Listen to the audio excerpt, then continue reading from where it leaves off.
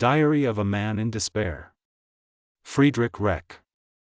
September 1941. Recently, at the little station of Garching, in Upper Bavaria, I saw the first trainload of Russian prisoners of war. I should say, I did not see them. I smelled them. A line of sealed freight cars was standing on a spur, and the summer breeze carried over to me a foul stench of urine and human excrement.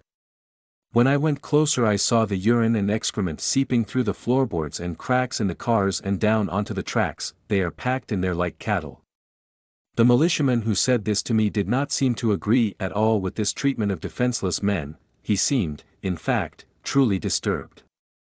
They are so starved in the prison camps that they tear the grass out of the ground and swallow it. Here is something that happened locally. The son of a poverty-stricken peasant family returned home recently from America following an adventure-filled odyssey. His mother and father, poor as beggars but of excellent repute, welcomed their son home with open arms and a great dinner, and the prodigal ate and drank and went to bed. But during the evening, he had exhibited several $100 bills. The parents debated the matter for a long time while the son slept. Then, unity having been established, the mother got a long kitchen knife and slit open her son's throat for the sake of the money. Honest people, otherwise, upright people. Yet when I voice a long-held theory of mine, that behind all this horror and this unprecedented denial by a basically well-meaning people of all decency, that behind it, there lies concealed a cosmic process, a gigantic psychosis and the unleashing of a horde of demons, I am laughed at. I am called a fabricator of nightmares, and am told that a certain amount of physiological coarsening is always observable in people during wartime. It will turn out that I was right in the end, even if it takes decades. And now it begins to appear that the theory must be widened. The death of the few good people who remain must also be included among the symptoms of the disease, as though these deaths were part of the plan, according to some frightful logic. Clemens von Frankenstein became ill last winter, just before he was planning to visit me for a few days. The sickness appeared to be a severe grippe, and was treated as such. But he did not improve and had to be removed to a hospital. Recently, I visited him there, and was terrified at the way his face had shrunk. And today, a friend of mine who is a doctor sent me a copy of a Munich medical weekly, in which lung cancer case histories are given. The very first case, with the use of initials, an indiscretion which pained me very much, was that of Klee, that good and clean man. Klee, who in bearing and character has always appeared to me to be among the last true German noblemen. The very same day, as though fate had really decided to take away all my friends, as though loneliness has become part of our martyrdom, I got word of the severe illness of Cles' cousin, Count Erwin Schönborn. Master of the great Wiesenthal estate, nephew of former Reich Chancellor Hohenlohe, a man of truly humanistic temper, he chose medicine over the usual career as diplomat or jurist. He became a doctor after the most comprehensive training in surgery. At home, after breakfast in a salon among tapestries woven by Raphael, it was the custom for this extremely wealthy aristocrat to leave his guests and get on his motorcycle for the morning calls on his patients. He accepted no fees. Now, this tremendous man of letters and friend of everything human appears to have fallen ill after years of doing too much. We were, Frankenstein, he, and I, a little band of friends joined by certain sports and personal experiences, but above all by a common attitude towards life and by the hope that a better time might come. When I think that this man, too, on whom I counted so heavily to help shape the future of this nation, will soon be lost to me, I shudder. In the theater, the lights flicker and go out. The stage empties, and from somewhere behind it an icy wind sweeps down. Only the larvae are left in the orchestra seats. In deathly loneliness, before an audience of degenerates, the last scene must be played out. Berlin, of course, is far from such melancholy thoughts. Berlin has the loud voice of the confident, it is riding the crest of a torrent of victories, it has the look of the fattest days of the Wilhelms. The deserving are parcelling out the goods of the earth, as thrown to them by her Hitler. People transact business breakfast extremely well in restaurants reserved for the demigods of this regime, and all in all have the pleased air of a man who has a birthday every day.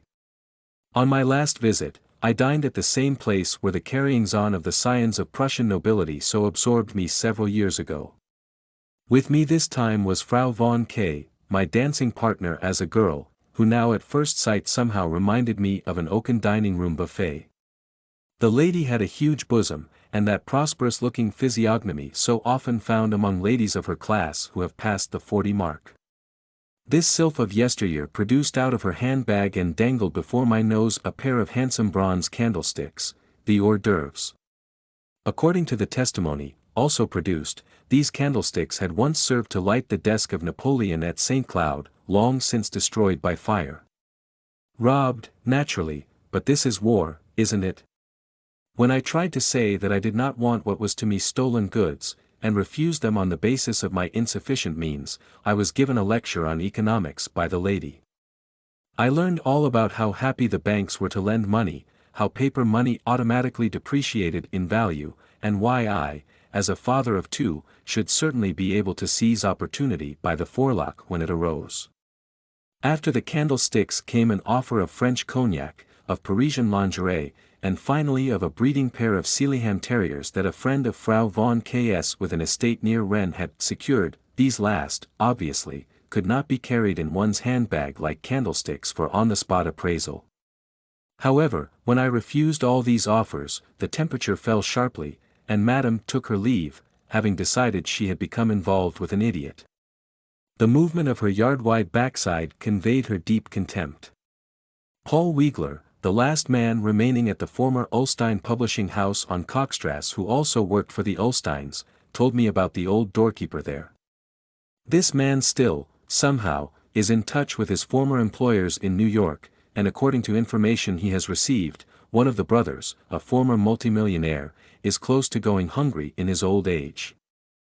I knew none of these unapproachable Ulstein brothers, but now and then I saw something of their ant-like industry and their puritanical rules of conduct. Now they are poverty-stricken. They might be interested to know that an official government agency has been set up, complete with telephone, card files, and secretary, which calls itself the Reich Office for Ethics in Business Operations. I used this opportunity to call upon Princess Friedrich Leopold, a close friend of my wife's parents. The princess is the sister of the deceased empress, sister-in-law of that Kaiser who, with his wife, left the country, by public request, so to speak, and daughter-in-law of Prince Friedrich Karl, who was in command at Mars-la-Tour. She is alert and quite agile despite her 80 years, and in no respect reminds one of her royal sister. Possessed of a mind free of prejudices and in excellent health, she bicycles from Glienicke when she visits my in-laws at Strasbourg, a trip across the whole mammoth city, and is not at all inclined to be gentle when she talks about her imperial brother-in-law and his demeanor as emperor. Of course, she has hardly anything left of the brilliance that was Glienicke in her father-in-law's time. Most of the castle has been sold, and her capital has shrunk to almost nothing in truly tragic fashion. Of her 3 sons, one fell in the first days of the last war, the second died in an accident during a riding competition, and the last of her sons, now doubly dear as a result, has given her great sorrow because of certain unfortunate inclinations. With their marvelous nose for such things, the Nazis got wind of these aberrant inclinations shortly after they got into power, and have been blackmailing the mother ever since. Periodically, they jail the prince, and demand an appropriate ransom. He is freed for a few weeks, and then rearrested. And the game begins again.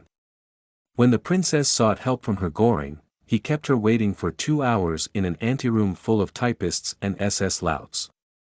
After the 2-hour wait, the Royal Prussian Infantry captain, retired, and model of a modern field marshal finally appeared, his hands in his pockets, chomping the inevitable cigar, and greeted the daughter-in-law of the victorious general at Metz as follows. "What is it you wanted?" This is her Göring, champion of the modern version of Heinrich's Vu, and as such, the ideal and white hope of the German bourgeoisie. We talked a great deal about the dead Kaiser, whose reaction on learning of the death in action of her eldest son the princess cannot forget. Wilhelm II was obligated to take some note of the death. To console the grieving parents he therefore sent a telegram, as follows, noblesse oblige. This was the entire text. I admit that I have come with the passage of time to think in more kindly fashion about the forgotten and deserted Kaiser. It seems to me that with his exile in Dorn he paid for his sins. I only saw him once, when he was on duty, had been angered by some military detail or other, and began to shout more loudly and shake his rather fat and short-fingered hand more violently than befits a king. The Hohenzollern decorations which later were contemplated as overtures in view of my monarchical leanings turned, amusingly enough, into a wooden souvenir from Dorn, carved by His Majesty's own two hands, when it was found out that my duty lay not to the House of Prussia, but to the House of Wittelsbach. If, nevertheless, I have more to say about the dead monarch than the average German, this is because there was always a connection between my social class and the court.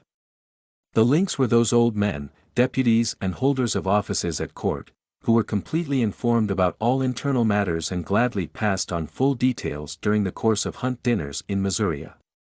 People in our circle thus knew about the Krupp and Eulenburg circle scandals 5 years before the press did, and I can remember one truly Hamlet-like episode which took place behind the scenes in Wilhelm's Germany during 1896 or 1897. My uncle Marcel, who was attached to the German embassy in St. Petersburg, was constantly traveling back and forth between that city and Berlin, and so he was glad to make use of my parents' estate as a place to rest between trips. The result was that we knew everything that happened in Berlin, as reflected in the gossip of the Tsar's court, in the shortest possible time. I can remember a July morning after breakfast when I had gone to read the newspaper in my father's study, while the two old gentlemen, my uncle and my father, remained sitting at the table in the dining room adjoining. I should explain that at that time the newspapers had reported that the Emperor had narrowly escaped serious injury aboard the Hohenzollern when a smoke sail fell off the mast and hit him in the eye as he was promenading on deck. The wound was light, but rather painful, the newspapers reported, and there was a further notice that the officer of the watch responsible for the accident, a Lieutenant von Hunk, died in the course of an outing several days after this Lilliputian catastrophe, and that his corpse and bicycle were pulled from the bottom of a waterfall in Norway. Now, listening to my uncle, I learned what no newspaper had reported, what had taken place backstage. Lieutenant von Hunk was a passionate bicyclist. This was the heyday of the sport. He had ridden his bicycle around the deck of the Hohenzollern a number of times when the Kaiser, who hated the new sport, was also there. Wilhelm had him confined to quarters and thenceforth felt a certain animosity towards him. It was the purest bad luck that Hunk had the watch when the smoke sail fell and hit the Kaiser as he was on deck. But now something inconceivable occurred, something that made the blood of a 12-year-old boy hearing about it turn cold. The Kaiser ordered the entire watch assembled on deck, and then, wild with rage, struck Hunk in the face, and Hunk, struck thus before all these fellow officers, also forgot himself and remembering only what is basic to all of us, hit him back. Dead silence. All present merely stared. Then, Hunk turned and went below. A day later, following the ship's arrival in Norway, the lieutenant asked for and was quickly granted shore leave. That evening the officer and his bicycle were taken from the waterfall. He had, of course, committed suicide. There was no question of murder. He had killed himself in payment for his insult to his king. This was confirmed to me by relatives of the dead man 22 years later. Still, it would be unfair to judge the Kaiser on the basis of a single incident arising out of his lack of self-control. In private, he was a well-meaning though basically deeply insecure man. But as soon as he was called upon to appear in public, a kind of frenzy took hold of him, and to overcome this insecurity and appear in his own eyes a personage who knew how to take care of himself, he adopted a manner which was meant to show what a grim and unyielding military man he really was. A friend of mine had the grim experience of watching this transformation take place before his eyes. He was host to the Kaiser during army maneuvers, and the Emperor had walked about the estate, talked pleasantly, and been altogether natural and charming. But then the maneuvers began again, his adjutants appeared, and the Emperor was suddenly converted into the cranky, loud-voiced Imperator the world knew, irritable, with an effect that was painful in every way. At the same time, the tragicomedy was that this master of military nicety and the theatrical effect in uniforms was himself never quite able to appear correctly dressed. There was always something about his waist belt, his sword knot, or some other detail of uniform that was not quite. An English naval officer told me that the Kaiser, who was among other things an admiral in the British Navy, once suddenly had the idea of inspecting a British Mediterranean squadron at that moment involved in firing practice and totally unprepared for the visits of royalty. The officer described how Wilhelm II climbed the gangway of the flagship wearing a glittering admiral's uniform and, to the amusement of all, highly inappropriate white summer shoes. At the very beginning of his exile, when the emperor was still living at Ameringen, an English lady saw him at the wedding of some high-ranking couple of the Dutch nobility. The Kaiser was standing at the altar wearing his impressive general's uniform, complete with the cord of the Black Eagle, and on his feet were those hideous leather leggings popularly called tootsick rolls in my army days. Recently, I saw one of the last photographs of the Kaiser, taken by my wife's uncle, who for 10 years was Marshal of Nobility at Dorn. The photo shows the Kaiser peaceably sitting on a park bench, attired in a handsome soft suit, his hands clasped over the handle of a cane, feet comfortably crossed, every inch the dignified old gentleman. The only trouble was that on his feet the warm boots he was wearing were not buttoned correctly, so much so, that there was really no overlooking the fact. I do not at all say that such things were offensive, rather, that they were comical and made one feel that a kind of irony was involved, as though an invisible hand were setting the balance right in this way for his compulsive exactitude in just such matters, and with a certain bonhomie reminding him of the tragicomedy in all human endeavor. See here, Kaiser, you are supposed to be the expert in precisely these matters, even you are far from perfect, or something to that effect. I don't believe that accident is involved in such things. I believe that here we see the benevolent hand of God, when, in the midst of the most passionate lyrical or political effusion, crucial words become their ridiculous opposites by the printer's changing of a letter. I do not believe in that famous extravagance with which nature supposedly equipped him for his imperial role, as people used to say so often. I believe that only by the cruelest of ironies could this shy, insufficient, and basically deeply insecure man have been called to rule a Reich which has been drowned in trouble practically since the day it was founded. Robber barons' defeat in the church-state battle, the von Arnim scandal, social crises, the deaths of 2 Kaisers. I do not even hold him responsible for the dismissal of Bismarck, either alone or as the moving force. No serious student of history will blame Wilhelm for this. Was there actually room anymore for a conservative autocrat in a Germany which had industrialized itself overnight? Can one seriously imagine a symbiosis of Bismarck and IG Farben? I believe that Germans generally are trying to appease their own bad consciences by shifting the blame to a single man. It was Germany itself which overnight tore itself loose from all its old ties, its ideals and its gods, and dismissed Bismarck from his functions that day in March. I believe that the Kaiser merely acted as the executive of the will of the people, and was himself the final expression of a time when almost every German was secretly a miniature Wilhelm II, just as progress-happy, just as loud, just as much adrift, torn loose from the old moorings. Just as provoking, just as tactless, just as much in love with himself as an irresistible force, and yet so insecure, so harmless, basically. In 1905, I was at Torboli, on Lake Garda, when a convention of German druggists was held there. During the day, the delegates attended meetings, and at night they cruised the lake with their wives aboard chartered steamers. Their singing of Still Rupter Sea resounded across the lake. They were so sure of themselves, so certain that everyone about was as pleased by their activity as they themselves were. Suspended between dream and reality, they were really deeply to be pitied, symbols of a Germany basically quite harmless, but completely and entirely lost. I am not, as I would imagine is obvious by now, an adherent or apologist for the House of Hohenzollern. I am not a gentleman of the bedchamber, nor am I inclined to Byzantinism. Nevertheless, I believe that the way the sons of those singing pharmacists denied the Kaiser who was their own true representative during the days of catastrophe in 1918 was shameful. In 1914, during those last days of July in Berlin, a crowd so huge I could not see to the end of it stood before the castle and chanted up to the Kaiser's windows. "We want to see our Kaiser. We want to see our dear Kaiser." This is what they chanted. They roared in tempo, and without ragged edges, as only a well-trained people who, at a moment's notice, can also organize their enthusiasm, can roar. That was at the end of July, in 1914, and yet, 220 weeks later, or 1,540 days, no impropriety was improper enough, no cynicism was cynical enough, to fling at him.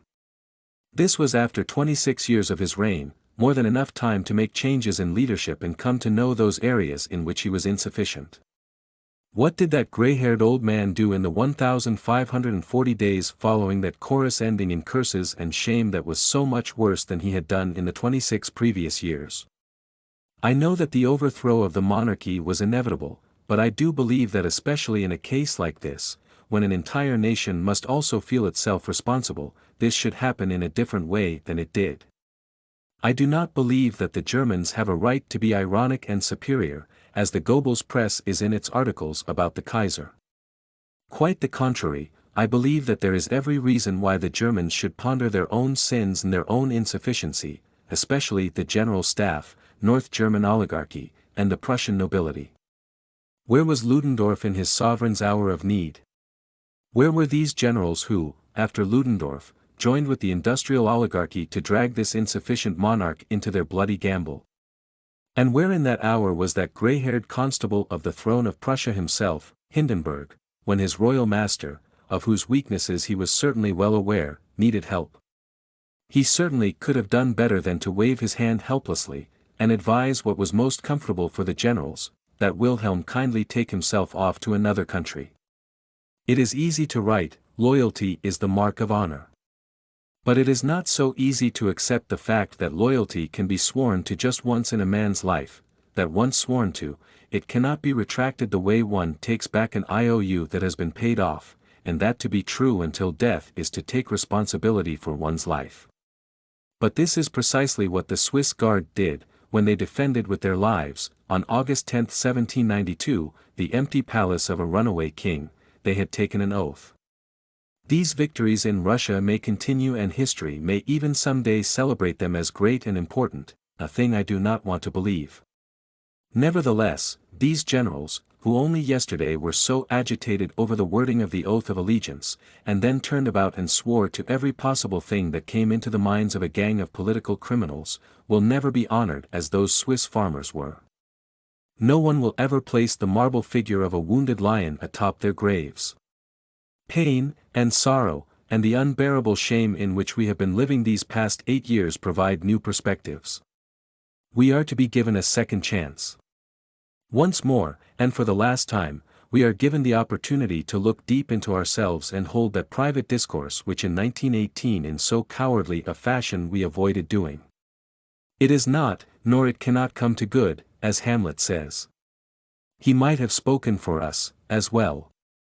No good can come of this cloud of victories, with the stink of crime, no good to a country whose foundations are propaganda and treason, no good to a people which pharisaically and self-righteously shifts the burden of its own sins onto its own ancient symbols, takes its oath to criminals, and is ready to take any oath and make any contract with Satan.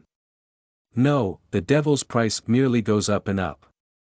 A storm is coming up over the heads of a people blindly drunk with victory, and the man who sees it is alone today in Germany.